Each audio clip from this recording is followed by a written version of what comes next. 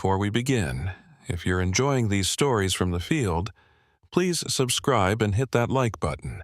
It really helps us continue sharing these accounts. And I'm curious, where are you watching from? Drop your location in the comments. Now, let's talk about what happened in Guadalupe Mountains National Park in the summer of 2019. My name is Mason Grace, and I've been a park ranger at Guadalupe Mountains National Park in West Texas for 8 years. If you've never heard of it, you're not alone. We're one of the least visited national parks in the country, getting maybe 200,000 visitors a year compared to the millions that flood Yellowstone or the Grand Canyon. That isolation is part of the appeal. Guadalupe Peak, at 8,751 feet, is the highest point in Texas, rising out of the Chihuahuan Desert like an ancient sentinel. The park sits on what used to be an ocean reef 250 million years ago, and when you hike the trails, you're walking on fossilized seabed, on limestone that remembers when it was underwater. The Mescalero Apache considered this land sacred. Still do. The mountains were their refuge, their vision quest sites, places where the physical and spiritual worlds touched. Even now, with the park managed by the National Park Service, you can feel that weight, that sense of something older than human civilization watching from the peaks. I never believed in any of that. I was a practical guy, a former EMT who became a ranger because I loved the outdoors and wanted to help people experience wilderness safely. The supernatural was for campfire stories, not for actual park management. That changed on July 15, 2019. I was working the evening shift, manning the visitor center, when the call came in over the radio. A hiker had been reported overdue on the Guadalupe Peak Trail. The trail is 8.4 miles round trip, strenuous but well marked. Most people do it in 6 to 8 hours. This hiker, a man named Robert Browski from California, had started at dawn and should have been back by early afternoon. It was now 7 p.m., and the sun would set in about 2 hours. I grabbed my gear and headed out with my partner that day, a younger ranger named Danny Martinez. Danny was local, grew up in nearby Pine Springs, and knew these mountains like most people know their backyard. Probably just went slower than expected, Danny said as we started up the trail at a fast pace. Tourists always underestimate the elevation gain. Hope so, I replied. Bobrowski's an experienced hiker according to his permit. Summited Whitney, Rainier, half of Colorado's 14ers. He should know his pace. We made good time, reaching the 3,000-foot mark in under an hour. The trail switchbacked up the mountainside, gaining over 3,000 feet in just over 4 miles. It was brutal in the summer heat, even in the evening. At the 6,000-foot mark, we found his backpack. It was sitting in the middle of the trail, neatly placed, as if he'd carefully set it down.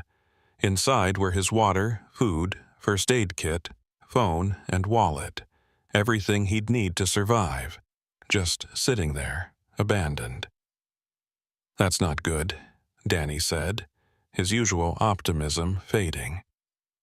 We called it in and continued up, now genuinely worried.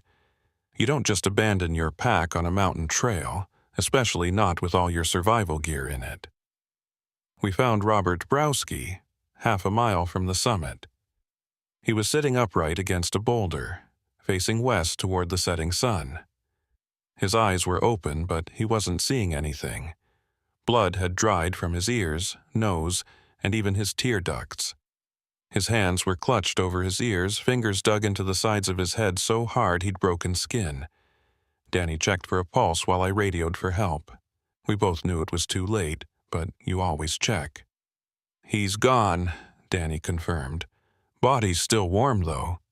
Hasn't been dead long." I looked at Browski's face. The expression was one of absolute agony, like he'd died trying to block out some unbearable sound. His fingernails had left gouges in his scalp where he'd clutched his head. "What could cause this?" I asked. "Altitude sickness?" "Not like this," and not at this elevation. We're only at 8,000 feet. Danny leaned closer, examining Browski's ears. Mason, look at this. Blood had pooled in Browski's ear canals, not from external trauma, but from inside, like something had ruptured his eardrums from the inside out. We waited with the body until the emergency response team arrived.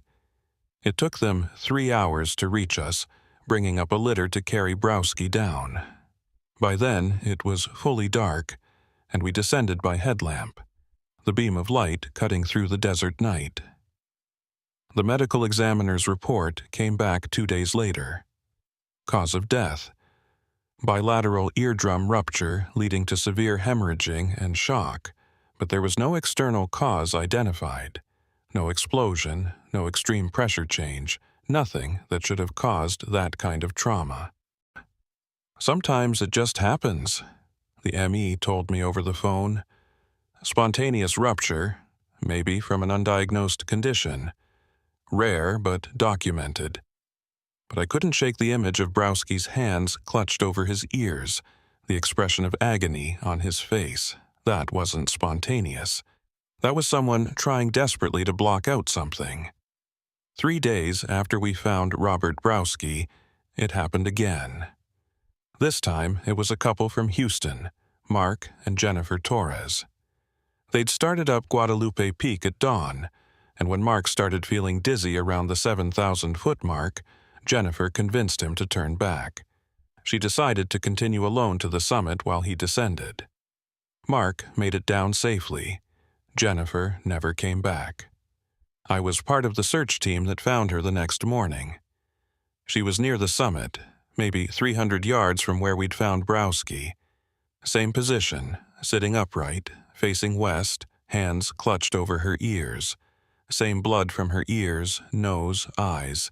Same expression of agony. And she was wearing earplugs. Heavy-duty foam earplugs that hikers sometimes use at high elevation to block wind noise.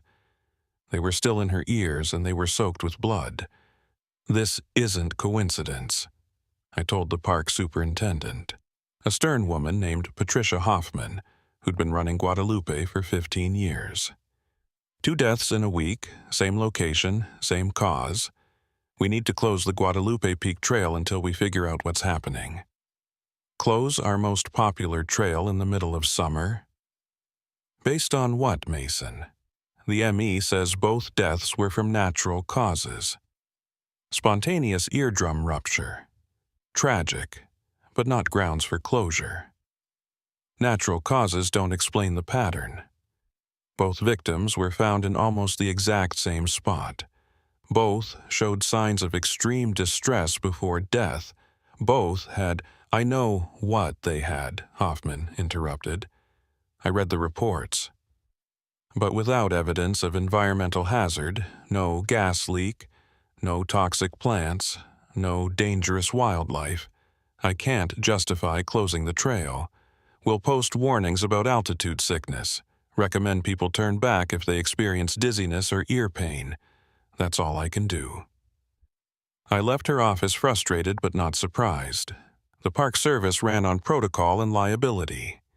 Without concrete evidence of danger, trails stayed open. That night, I couldn't sleep. I kept thinking about those 2 deaths, about the way both victims had tried to block out something auditory, about Jennifer's earplugs, soaked with blood, still in her ears when we found her. Around 2 a.m., I gave up on sleep and went to my computer. I started researching everything I could find about Guadalupe Mountains, about unexplained deaths, about auditory phenomena at high altitude. Most of what I found was standard: altitude sickness symptoms, weather warnings, the usual park safety information. But then I stumbled across a forum post from 2011, buried deep in a hiking website's message board. The post was titled, "Strange Sound at Guadalupe Peak? Anyone else hear this?" The poster, username Desert Hiker 87, described summiting Guadalupe Peak at sunset and hearing a low-frequency hum that seemed to come from the mountain itself. They said it made them dizzy, gave them a headache, and they descended immediately. Several replies from other hikers mentioned similar experiences, all describing a sound that happened around sunset, all reporting discomfort or disorientation. The thread ended abruptly in 2012 with no resolution. I dug deeper and found 3 more mentions of unusual sounds at Guadalupe Peak, all from different years, all describing the same thing. A low hum or tone that appeared around sunset and caused physical discomfort. And then I found something that made my blood run cold. An archived newspaper article from 1983 from the El Paso Times. The headline read, "Hiker deaths on Guadalupe Peak remain mystery." The article described 3 deaths over a 2-month period in the summer of 1983. All 3 victims were found near the summit. All 3 had died from what the medical examiner at the time called catastrophic auditory trauma. The case had never been solved, eventually attributed to some kind of localized atmospheric phenomenon that was never identified. 3 deaths in 1983. 2 deaths so far in 2019. Same location, same cause, same season. This wasn't coincidence. This was a pattern. The next morning, I went back to Hoffman's office with my research. I showed her everything. The forum posts, the 1983 article, the pattern of deaths separated by decades. She listened quietly, studying the documents I'd printed out. "This is concerning," she finally said. "But Mason, what are you suggesting? Some kind of recurring natural phenomenon that causes auditory trauma every few decades?" "I don't know what I'm suggesting. But we have documented evidence of similar deaths in 1983, and now it's happening again. Whatever caused it then is back. Or it's always been there," Hoffman said quietly, "and we've just been lucky for 36 years. She closed the trail that afternoon, posted notices citing potential environmental hazard under investigation. It bought us time, but not much. The Park Service would want answers, and they'd want them soon.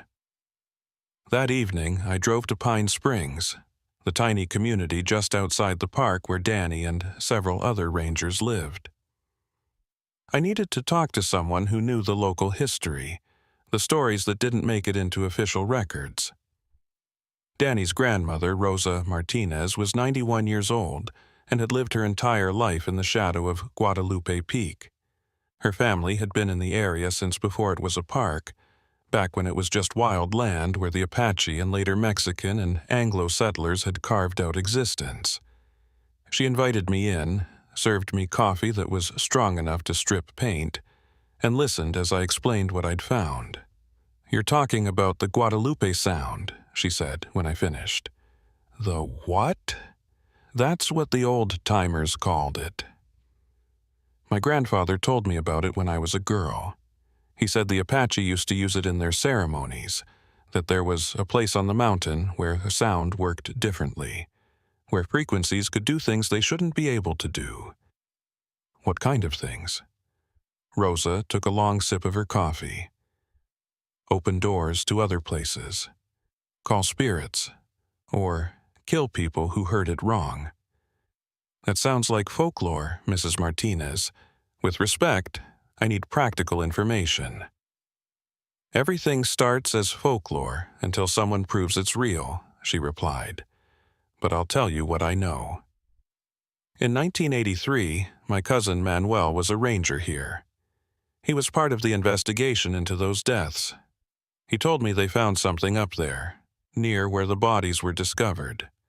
Some kind of old recording equipment hidden in a cave. Military grade from the 1950s or 60s, but it was destroyed before they could properly examine it." "Destroyed? By who?" "Manuel never said, but after that the deaths stopped. For 36 years they stopped." She looked at me with dark eyes that had seen most of a century. "Until now." I drove back to my quarters near the visitor center, my mind racing. Old recording equipment from the 1950s or 60s, hidden in a cave, somehow connected to deaths in 1983 and now in 2019. It didn't make sense, but it was the only lead I had. The next morning, I requested access to the 1983 investigation files from Park Archives. It took 3 days for them to be located and delivered. Most of the documentation had been digitized, but some of the original photos and reports were still in physical folders, yellowed with age. I spread everything across my desk and started reading. The 1983 deaths had occurred over 8 weeks, from June 15th to August 10th. 3 victims, a geology professor from Texas Tech, a military veteran doing a solo hike, and a teenage girl on a school trip. All found in the same general area, all with catastrophic auditory trauma, all with the same expression of agony and hands clutched over ears. The investigation had been thorough. They'd tested for toxic gases, unusual electromagnetic fields, sonic phenomena from military testing, White Sands missile range wasn't far away, even considered biological agents. Nothing conclusive was ever found, but buried in the appendix of the investigation report was a single paragraph that had been heavily redacted, with only a few words visible. Equipment discovered in limestone cave approximately 200 yards from frequency generator, Apache ceremonial, recommend immediate removal, and classified under. The rest was blacked out. Someone had found something in 1983, something they didn't want in the official record, and Rosa's cousin Manuel had said it was destroyed. But what if it wasn't? What if whatever was up there, whatever was generating the Guadalupe sound, had just been dormant for 36 years? That night, lying in bed, I heard my phone ring. It was Danny. "Mason, I just got a call from Park Dispatch.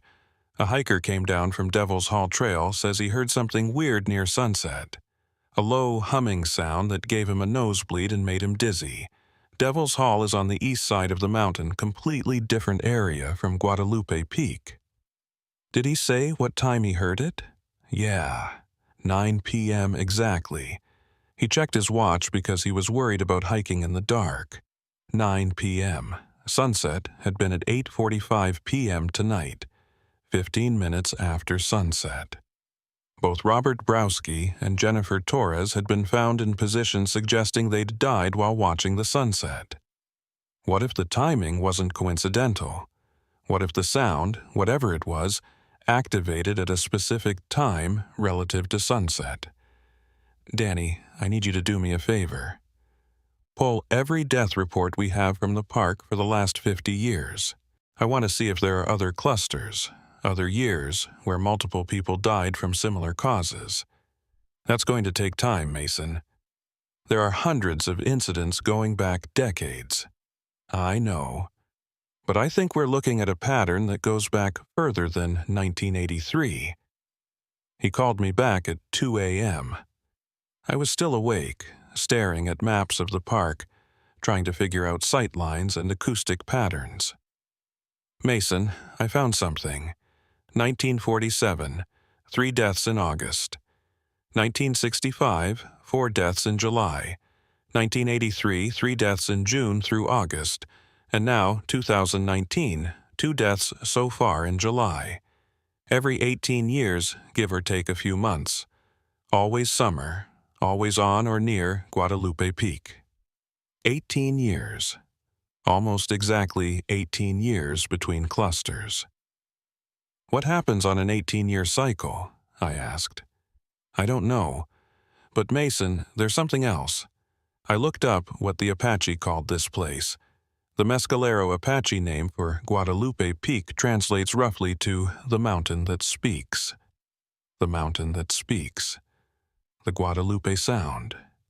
I spent the rest of the night researching 18-year cycles, astronomical events, geological patterns, anything that might explain the timing. And I found something. The lunar nodal cycle. The Moon's orbit relative to Earth's equator completes a full cycle every 18.6 years. During certain points in this cycle, the Moon's gravitational effect on Earth is maximized, which can affect tides, seismic activity, and theoretically, acoustic phenomena in certain geological formations. Guadalupe Mountains was an ancient limestone reef. Limestone is porous, creates caves and chambers. If there was some kind of natural resonance chamber in the mountain, and if something was triggering it, but that didn't explain the recording equipment from 1983. That didn't explain why this seemed deliberate. My phone rang. It was Hoffman. "Mason, we need to talk. I just got a very interesting call from someone at the Bureau of Land Management. Apparently, there's been some recent activity on park land we need to discuss." I met her at her office within the hour.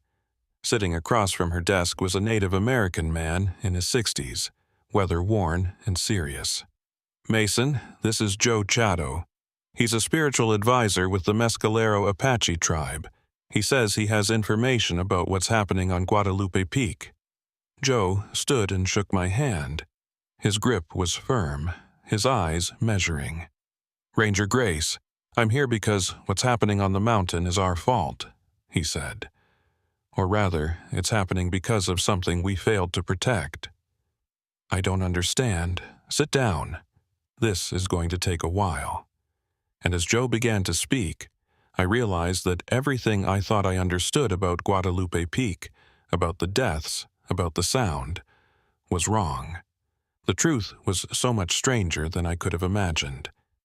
And my wife Catherine was arriving tomorrow afternoon for our anniversary hike to Guadalupe Peak at sunset. Joe Chato settled into the chair across from Hoffman's desk and began. "In the old days, before the Spanish came, before the Anglos came, Guadalupe Peak was a sacred place for my people. We called it the Mountain That Speaks, because there was a place up there, a limestone chamber, where sound behaved strangely. Certain frequencies, certain tones, would resonate through the mountain and create effects." "What kind of effects?" I asked.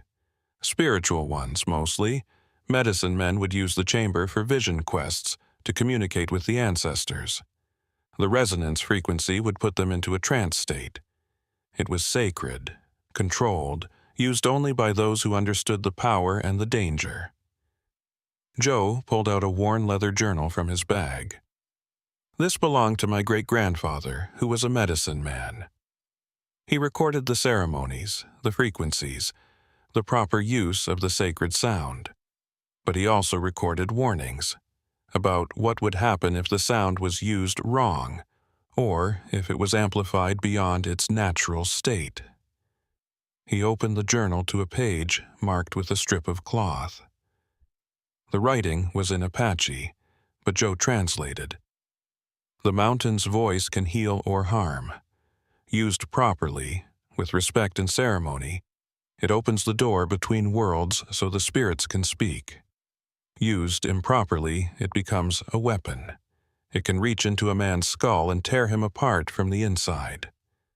The sound must never be captured, never be replicated, never be amplified. To do so is to turn sacred power into a tool of death." I thought about the recording equipment mentioned in the 1983 investigation. Someone captured it. Someone recorded the sacred frequency. Joe nodded grimly. In 1956, during the Cold War, the military was researching acoustic weapons. Infrasound, ultrasound, frequencies that could incapacitate or kill without leaving obvious traces. They heard rumors about Guadalupe, about the Apache ceremonies. They came here and they recorded everything. They set up equipment in the sacred chamber and they captured the frequency. For what purpose? Weapons research. They wanted to see if they could weaponize it, use it against Soviet forces, but the research was shut down in 1962 after several researchers died during testing. The equipment was supposedly destroyed. the recordings classified and buried, but someone kept a copy. Someone has been using it. Hoffman leaned forward. Using it how? Why now? And why in 18-year cycles?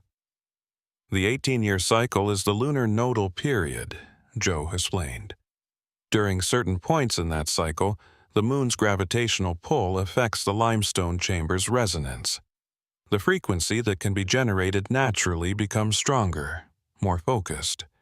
In the old days, medicine men knew this and would time their most important ceremonies to coincide with these peaks. So, every 18 years, the conditions are right for the sound to be most effective, I said, pieces clicking into place. And someone knows this. Someone is deliberately broadcasting the recorded frequency during these peak periods. But why? Hoffman asked. What's the motive for killing random hikers? Joe's expression darkened. Maybe they're not random. Maybe they're being chosen for a reason we don't see yet. Or maybe. He hesitated. Maybe someone is trying to wake something up. Wake something up? What does that mean? According to my great-grandfather's journal, the sacred chamber isn't just a place where sound resonates.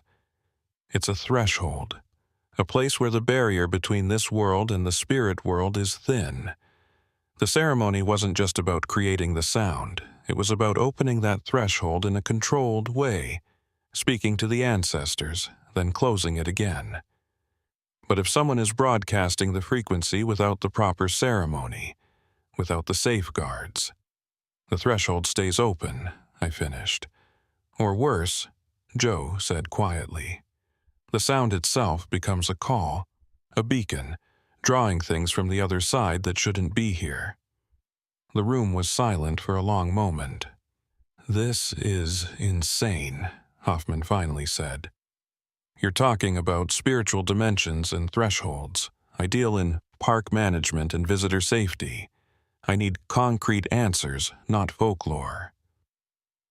The deaths are concrete, I reminded her.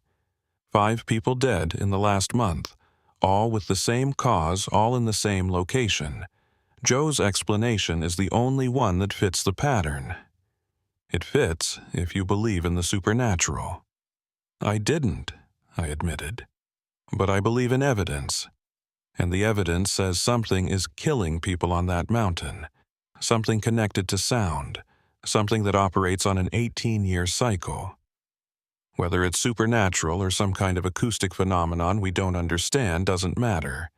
We need to stop it. Hoffman rubbed her temples. Fine. What do you propose? We find the source, I said.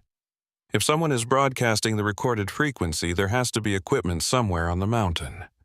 Modern equipment, probably solar-powered, set up to activate at specific times. We find it, we destroy it, we stop the deaths. And if it's not equipment, Joe asked. If it's the chamber itself that's been activated, the threshold that's been opened, then we close it. You said there's a proper ceremony, a way to control the sound. Can you perform it? Joe looked at me with those dark, measuring eyes. I can try, but I'll need to access the sacred chamber, and I'll need to do it during the peak resonance time. When is that? Sunset, plus 15 minutes. That's when the frequency is strongest, when the threshold is most open. It's also when the sound is most dangerous. Sunset tomorrow was at 8:47 p.m. Catherine's flight arrived at 3 p.m. She'd want to check into our hotel, maybe have dinner, and then she'd mentioned wanting to catch the sunset from one of the viewpoints. I hadn't told her about the trail closures, about the deaths. I'd been planning to break the news gently, suggest we do different hikes, maybe even take a few days and drive to Carlsbad Caverns instead. But now I realized, if we were going to stop this, we had to do it tomorrow night, during the peak resonance time, with Catherine arriving right in the middle of it. I need to make a phone call, I said, excusing myself from Hoffman's office. I tried Catherine's cell. It went straight to voicemail. I tried again, same result. She was probably on her flight already, phone in airplane mode. I left a message. "Catherine, it's me. Listen, something's come up at work. The Guadalupe Peak Trail is closed for safety reasons. I know we were planning to hike it for our anniversary, but we need to change plans. Call me as soon as you land. It's important. Love you." Back in Hoffman's office, Joe was showing us a hand-drawn map from his great-grandfather's journal. It showed the location of the sacred chamber, marked with Apache symbols I couldn't read. "This is about 200 yards west of the summit trail," Joe explained. "There's no official path to it. You have to go off-trail through rough terrain. The entrance is hidden, deliberately disguised to keep outsiders from finding it." "But someone found it," I said. "The military in 1956 and whoever's using it now." "The military had Apache scouts," Joe said bitterly.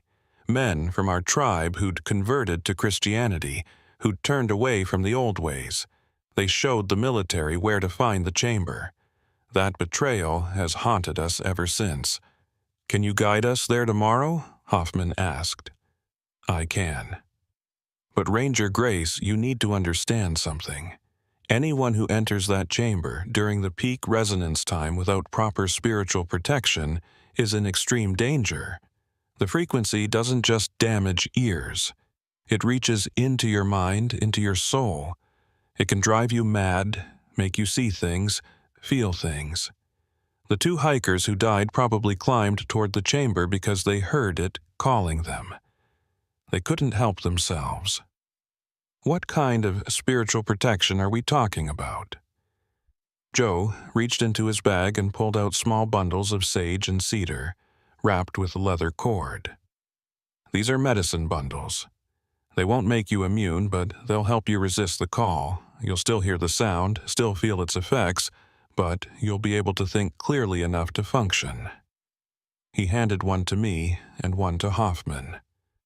"You said I'd still hear the sound," I said. "What will it sound like?" "Different for everyone. The sacred frequency isn't just one note.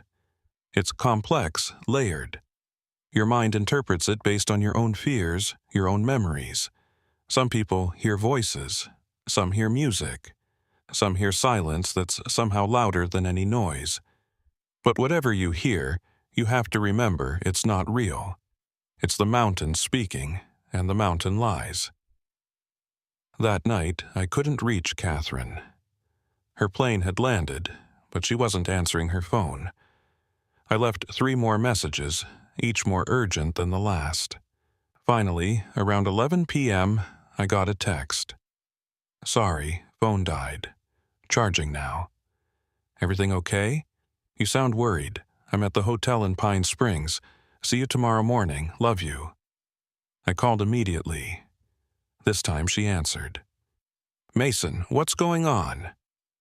"Your messages sounded serious." "Catherine, listen. The Guadalupe Peak Trail is closed. There have been some incidents, some deaths. It's not safe to hike there right now." "Deaths? What kind of deaths?" I gave her the sanitized version. "Unexplained fatalities. Investigation ongoing, Park Service being cautious."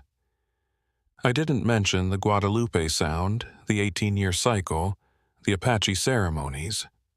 "Not yet." "That's terrible," she said.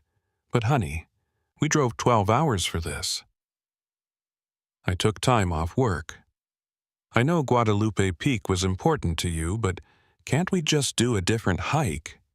"Of course. There are plenty of other trails. Devil's Hall is beautiful. Or we could do the Bowl Trail, or... Actually, I was reading about the park on the drive here. Did you know Guadalupe Peak used to be an ocean reef? I'd love to see the fossil formations near the summit. Can we at least drive up to the trailhead, see the views from there?" My stomach dropped. "Catherine, I don't think that's a good idea right now." "Why not? If the trail is closed, there won't be any crowds. We can just look around the area, take some photos." "Come on, Mason. It's our 10th anniversary. I want to see the highest point in Texas. I wanted to tell her everything. About Joe Chato and the sacred chamber. About the frequency that killed people. About the threshold between worlds. But over the phone, it would sound insane. She'd think I was having a breakdown. "Okay," I said. "But we stay away from the closed trails, and we're off the mountain well before sunset." "Deal. I'll see you in the morning. Get some sleep, honey. You sound exhausted." After we hung up, I stared at my phone for a long time. In my gut, I knew something was wrong. The timing was too convenient. Catherine arriving right when we needed to access the chamber, right when the sound would be at its strongest. But that was paranoid thinking. She'd planned this trip months ago, booked the hotel back in March. There was no way she could have known what would happen in July. Unless she did know. Unless she'd been planning this longer than I realized. I shook off the thought. Lack of sleep was making me paranoid. Catherine was my wife, my partner. We'd been together for 12 years, married for 10. I knew her. But did I really know her connection to this place? To this land? I spent the rest of the night researching Catherine's family history. She'd always been vague about her background. Said her family didn't talk much about their ancestry. Her mother had died when Catherine was young. Her father remarried and moved to Oregon. She'd been raised by her grandmother in Oklahoma until she went to college. Oklahoma, near the historic Mescalero Apache territory. I told myself I was grasping at straws. Lots of people had Native American ancestry, especially in the Southwest. It didn't mean anything. But I pulled up her grandmother's obituary from 5 years ago. Martha Chato Williams. Born on the Mescalero Apache Reservation, 1931. Chato. The same last name as Joe, the medicine man who'd come to warn us. My hand started shaking as I pulled up more records. Martha Chato had been married to a man named James Williams, Anglo, in 1950. They'd had one daughter, Susan, born 1952. Susan Williams had married Robert Browski in 1976, had a daughter named Catherine in 1979. Catherine Browski. My wife Catherine, whose mother was half Apache, whose grandmother was full Mescalero, whose great-great-grandfather had probably been a medicine man, just like Joe Chato. Catherine had Apache blood. She'd never mentioned it, never talked about her heritage.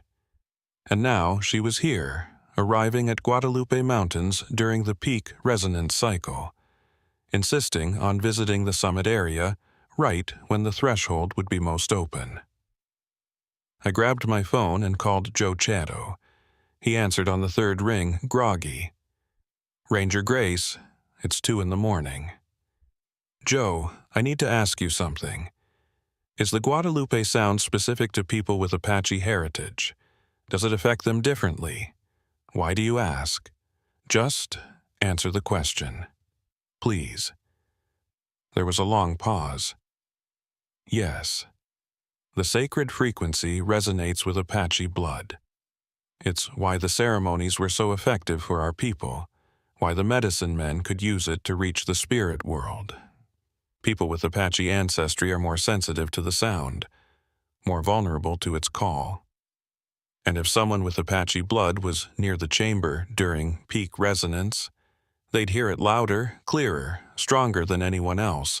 The pull would be almost impossible to resist. It would call to something in their blood, in their DNA.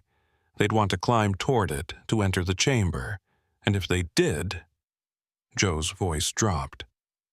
The frequency could open them up completely, make them a vessel for whatever's on the other side of the threshold. I ended the call and sat in the darkness of my quarters, watching the clock count down the hours until Catherine arrived. My wife, who had Apache blood she'd never mentioned. My wife, who'd planned this anniversary trip months in advance. My wife, who was insisting on visiting Guadalupe Peak right when the sacred frequency would be at its strongest. Either this was the worst coincidence in the world, or Catherine knew exactly what she was doing, and I had less than 18 hours to figure out which. Catherine arrived at 9 a.m. She looked beautiful, excited, completely normal. When she hugged me, I searched her face for signs of deception, for anything that suggested she knew more than she was saying. But all I saw was my wife, happy to be here for our anniversary. "You look tired," she said, touching my face. "Bad night?" "Just work stress. You know how it is. We had breakfast at the Pine Springs Cafe, and she chatted about the drive, about her job, about normal things. I kept waiting for her to bring up Guadalupe Peak, but she didn't. Maybe I'd been wrong. Maybe the connection to Joe Chatto was distant enough that it didn't matter. Then, as we were finishing coffee, she said casually, "I know you said the Peak Trail is closed, but I was thinking. You're a ranger. Can't you get special access? I really want to see the summit area. Catherine, there's a reason it's closed. It's dangerous right now. But you'll be with me. You know those trails better than anyone." She reached across the table and took my hand. "Mason, this is important to me. I can't explain why, I need to see it, please."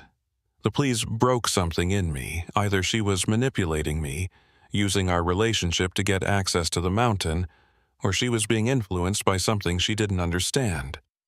The Apache blood calling to her, pulling her towards the chamber. Either way, she was going to the summit today. The question was whether I went with her or let her go alone. "Okay," I said, "but we do it my way. We go with a full ranger team, proper equipment, and we're off the mountain by 8 p.m. before sunset." She smiled and squeezed my hand. "Thank you. I promise I'll be careful." At 2 p.m., our team assembled at the Pine Springs Visitor Center. Me, Catherine, Danny Martinez, and Joe Chatto.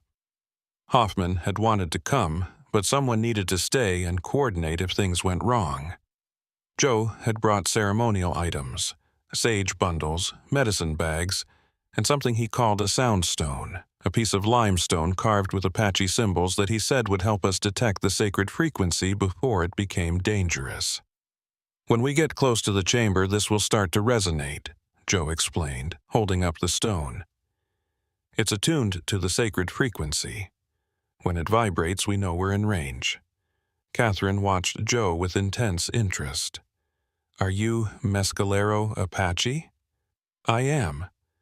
My grandmother was too." "Martha Chatto.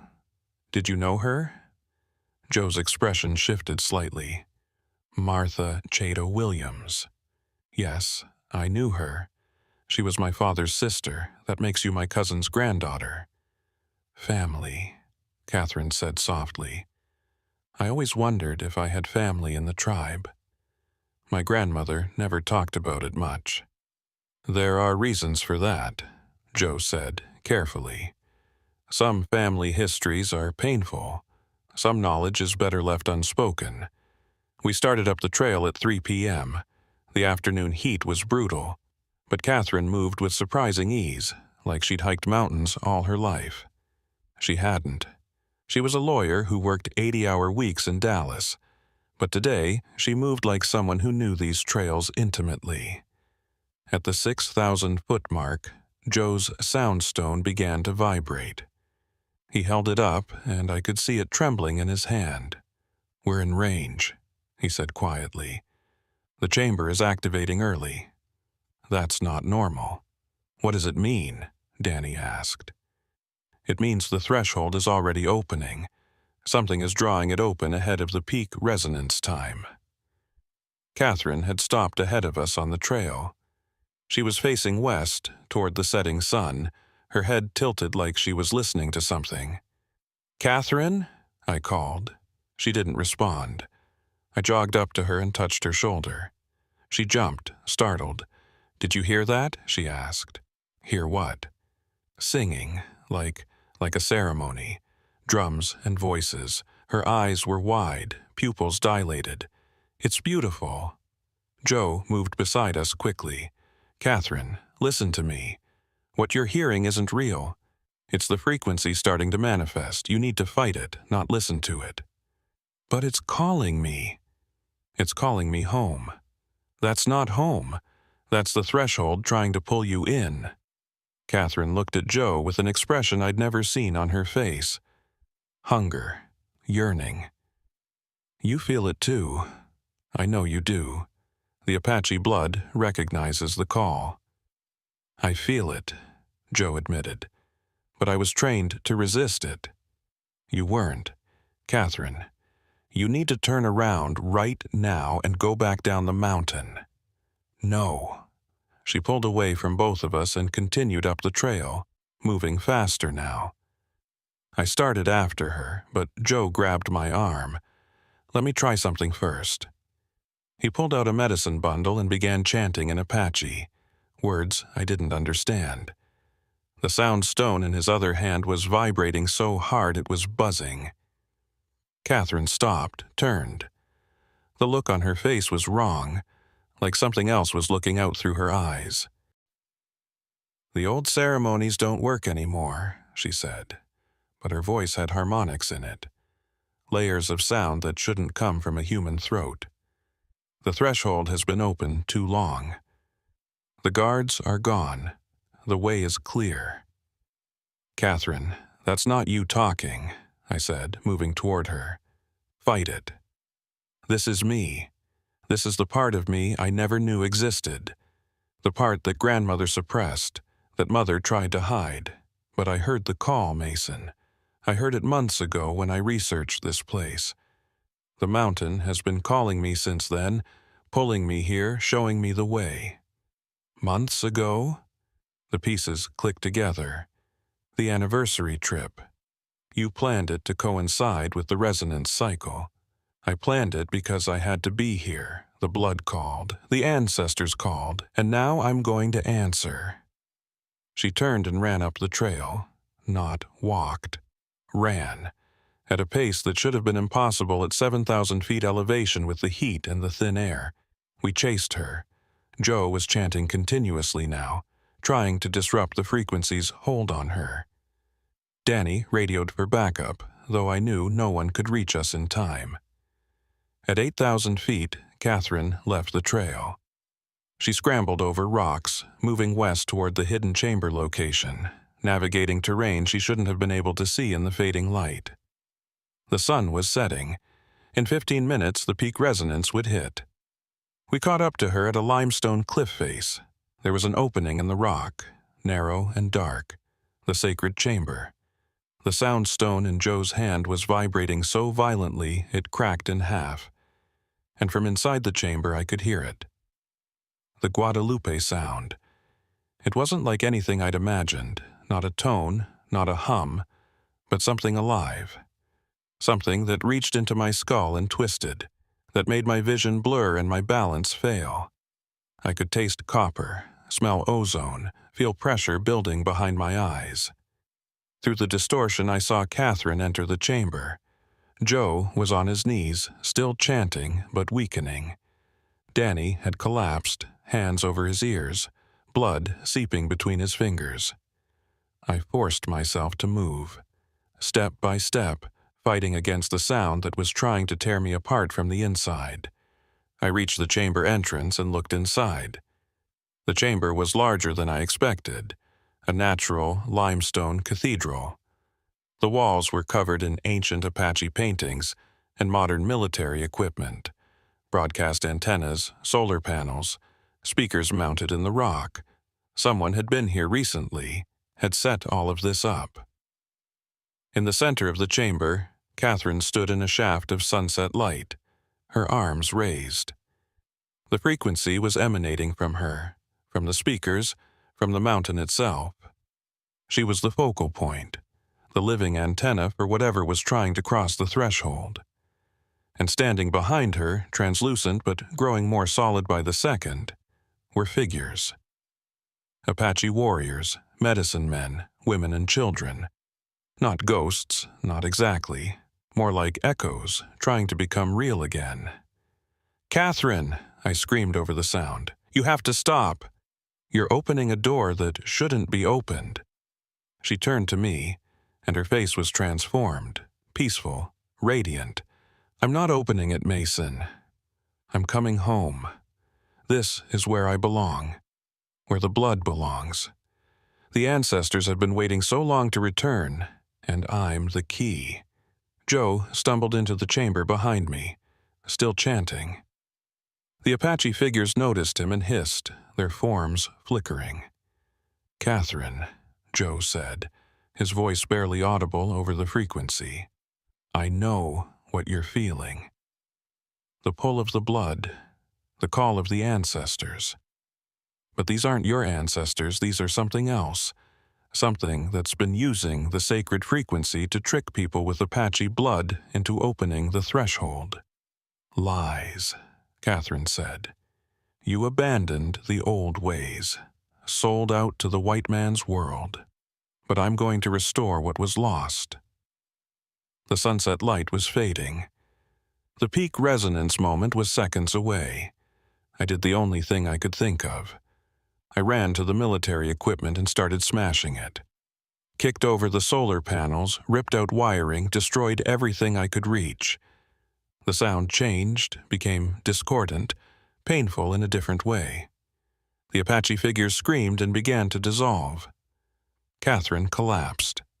The frequency cut out abruptly, leaving a silence so profound it hurt worse than the noise. In that silence, I heard voices. Real voices from outside the chamber. Park service backup, finally arriving. But the damage was done. The threshold had been opened, and something had come through. I just didn't know what yet. How do we stop it? I don't know if you can. But Mason, you need to keep that child away from Guadalupe. If she ever goes there, especially during a resonance cycle, the threshold will open fully. And this time, there won't be military equipment to destroy. The frequency will be coming from inside her. Martha is 3 now. She's a bright, beautiful child who loves to sing. But her singing has that same quality Catherine's voice had in the chamber. Harmonics, layers, something not quite human. Last week, she drew a picture in preschool. Her teacher called us in, concerned. The picture showed a mountain with a doorway. And standing in the doorway were figures, dozens of them, waiting. "What is this, Martha?" Catherine asked gently. "The Singing Mountain," our daughter replied. "Where grandmother lives. She calls me every night, says I need to come home." Catherine looked at me, and I saw the truth in her eyes. She heard it too. The call had never stopped. It had just been waiting, patient, building strength through our daughter. In 18 years, when Martha turns 21, the cycle will peak again. The lunar nodes will align, the limestone chamber will resonate, and the Guadalupe sound will call. And I don't know if we'll be able to stop her from answering. Last night, I dreamed of Guadalupe Peak. In the dream, I stood at the summit at sunset and I could hear it clearly. The sacred frequency, calling across hundreds of miles, carried on desert wind. And in the dream, Martha stood beside me. She was 21, beautiful, powerful. She raised her arms to the setting sun, and when she opened her mouth, the mountain spoke through her. The threshold opened completely. The figures poured through. Not malevolent, not evil, just ancient, patient, waiting to reclaim the land that had once been theirs. I woke to find Martha standing at the foot of our bed. She was 3 years old, wearing her frozen pajamas, holding her stuffed bear. "Daddy," she said softly, "why won't you let us go home?" "This is home, sweetheart. Dallas is home." She shook her head. "No, home is where the mountain sings. Home is where the doorway is. Home is where grandmother waits." She climbed into bed between Catherine and me, and as she drifted back to sleep, I felt it. A vibration. A frequency so low it was more felt than heard. Coming from her chest, her bones, her blood. The Guadalupe sound, living in my daughter. and I had 15 years to figure out how to stop it, or accept that some calls are meant to be answered, some thresholds are meant to open, and some bloodlines carry destinies that can't be denied. This account was written by Mason Grace in 2037, 18 years after his daughter Martha turned 21. He submitted it to the National Park Service archive before he and his family relocated to an undisclosed location.